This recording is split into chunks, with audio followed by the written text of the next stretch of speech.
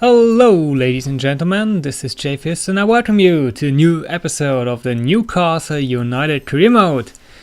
Today in the episode we will have a couple of big games. We're gonna kick off the episode with the game against Liverpool. Then we will have two back-to-back games against Aston Villa. First in the Capital One Cup and then in the league. And hopefully we can continue our it's not winning ways, but we have a pretty good position so far in the Barclays Premier League, and hopefully we can get some more points to that to secure maybe a European spot at the end of the season. And now we go straight into the first game against Liverpool at St. James Park. As you can see, Liverpool just in 12th position while we sit in 6th spot and still have a game in hand compared to a couple of other teams in the league, so we could actually go up the table.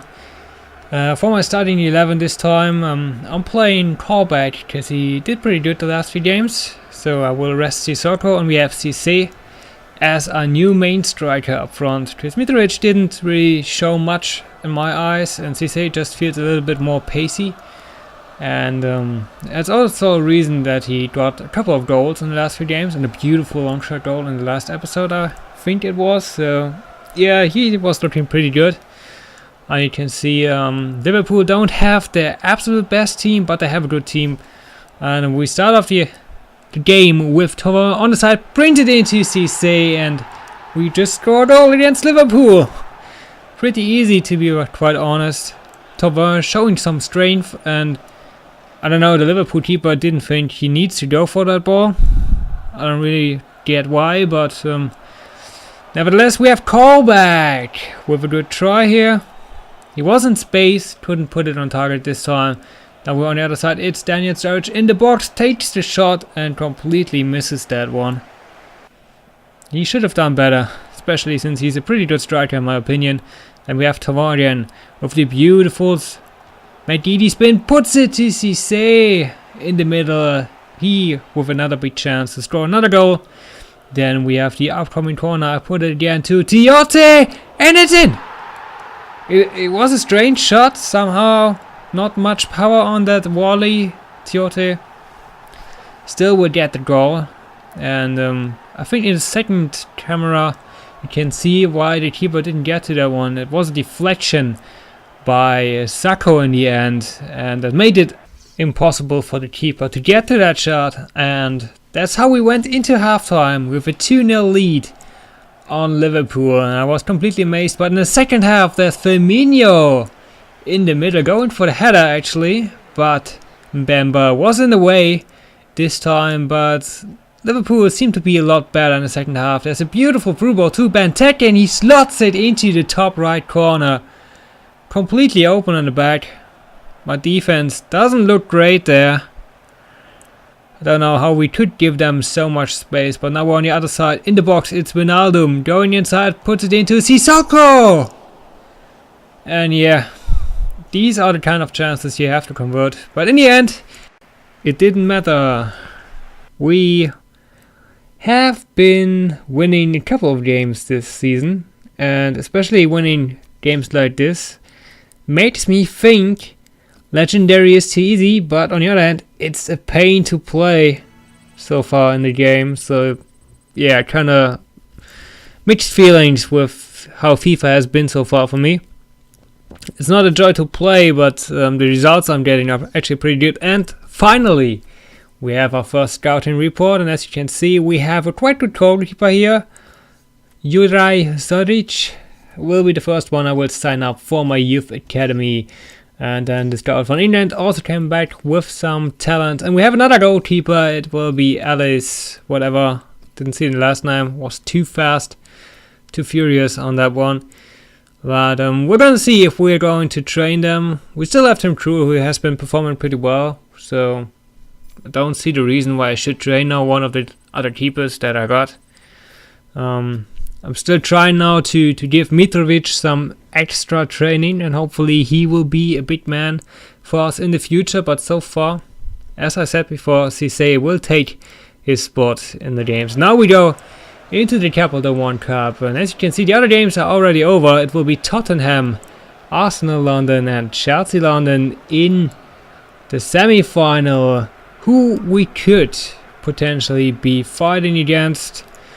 Now we start off the game against Aston Villa, and as you can see in the last 3 matches we have 2 players in both teams that score a lot of goals. It will be Cisse with 3 goals in 3 matches and Scott Sinclair with 5 goals in 3 matches. So there's a lot of potential to see a couple of goals in this game. As you can see, my starting 11 will be the standard starting 11 to kick off the game, because I wanted to get to the next round and thought if we lose in the league, maybe, since I will be using the second team probably in the next game, because this is, I think, on Wednesday, and the game against Aston Villa in the normal league will be on Sunday or Saturday.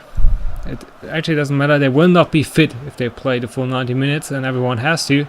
And we start off pretty well with Wijnaldum. Puts in the header.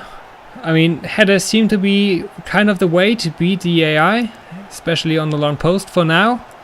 That's why I tried to put it in there, and somehow the defense didn't really think about Jorginho Wijnaldum, though he's not actually known for his heading. Now we're on the other side with Akbon Lahore. With a nice shot, Tim Krul still got it out. Here comes in the cross. Will go to Aston Villa. And they score again. It is 1-1 now. They drew it. I don't know where my defense was though. They were just after the first touch, where I think it was Mbemba didn't get to the ball. It was pretty much lost.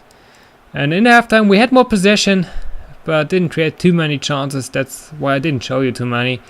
And in the second half, the cross nearly goes into the top right corner by Aston Villa.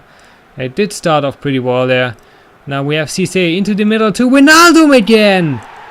Wijnaldum with the second shot in this game. He made the second goal. Or the first one was a header, obviously, but he scores his second in this game. It was a beautiful build-up play. Couple of passes before we did finish this one, and this time we have Thauvin going for a little dribble, takes the shot, and it curls around the post. Sadly, would have been a nice goal. And especially in this game, I did try out a lot of those close dribbling. I don't know how this control is actually called, but it did seem to work a lot better than just to try to outpace the defense. You actually take more of the possession. And now we go straight into the next game, again against Aston Villa at home at St. James Park.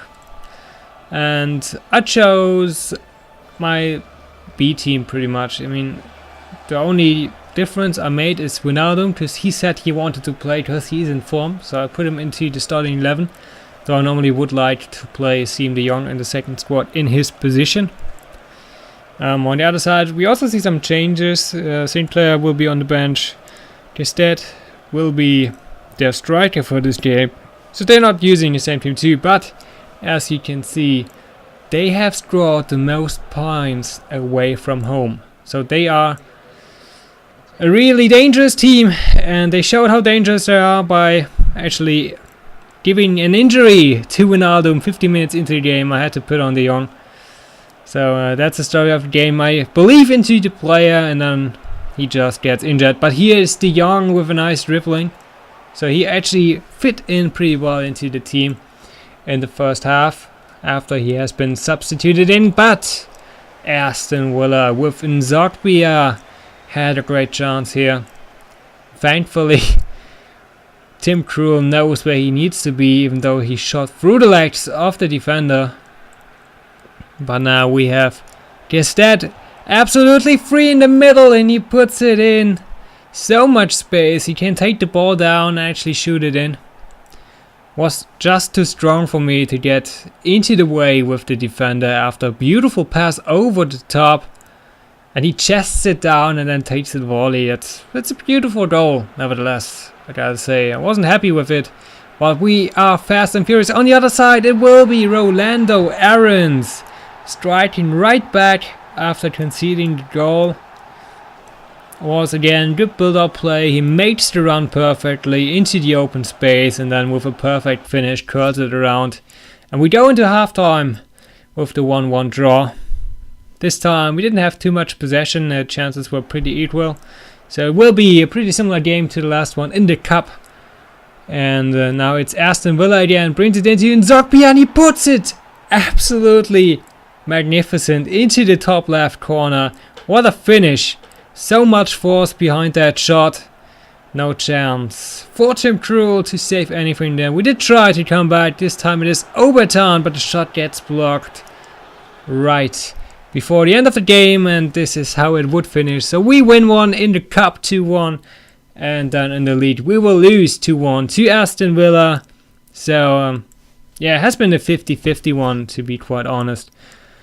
So now you can see again the training. I'm still training Mitrovic in his passing, though I don't know if this is something that I really need to put too much thought of. Should be going for his dribbling. It's really a shame that you can't train their acceleration and sprint speed. That would really help me. I would love to have Mitrovic just a little bit faster, hitting the 70s in his acceleration and sprint speed. Would make him such a good player in this game, but sadly he will not be. And as you can see, Jorginho Wijnaldum will be out for 4 weeks after his injury. So those are some sad times coming up to us. We will see how the other ones perform. Looking at the table, we are now sitting in 4th place with a game in hand. And this will be the end of the episode. See you guys next time.